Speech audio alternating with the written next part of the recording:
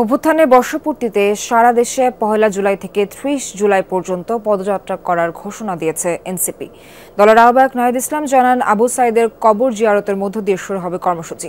সকালে দলটির কার্যালয়ে সংবাদ সম্মেলনে এই ঘোষণা দেন তিনি। বলেন, ১৬ জুলাই বৈষম্য বিরোধী শহীদ দিবস এবং ৩ আগস্ট শহীদ মিনারে ছাত্র জনতার ইশতেহার পাঠ করা হবে। এছাড়া ৫ আগস্ট উদযাপন করা হবে ছাত্র জনতার মুক্তি দিবস। সার্জি সালাম ও অনিক রায়ের নেতৃত্বে উদযাপন কমিটি করে দলটি। জুলাই ঘোষণাপত্র প্রকাশ ও আওয়ামী লীগ নিষিদ্ধ না করায় ক্ষোভ প্রকাশ করেন এনসিপি আহ্বায়ক। জানান, জুলাই আন্দোলনে অংশগ্রহণকারীরা কারো মুখাপেক্ষী নয়, প্রয়োজনে গণ-অভ্যুত্থানে অংশগ্রহণকারীদের নিয়ে ঘোষণাপত্র দেওয়ার কথা জানান নাহিদ ইসলাম। নির্বাচনের আগে বিচারের রোডম্যাপ দেওয়ার দাবি জানান তিনি। যারাই ক্ষমতায় আসুক, সেখানে বিচার প্রক্রিয়া চালিয়ে যাওয়ার প্রতিশ্রুতি থাকতে হবে।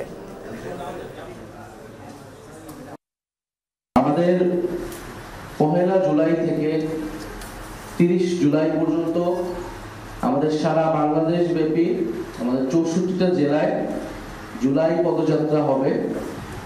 আমরা এই পদযাত্রার নাম দিয়েছি দেশ গড়তে জুলাই পদযাত্রা। আমরা ১ জুলাই শহীদ আবু সাঈদের কবর জিয়ারতের মাধ্যমে এই পদযাত্রাটি শুরু হবে।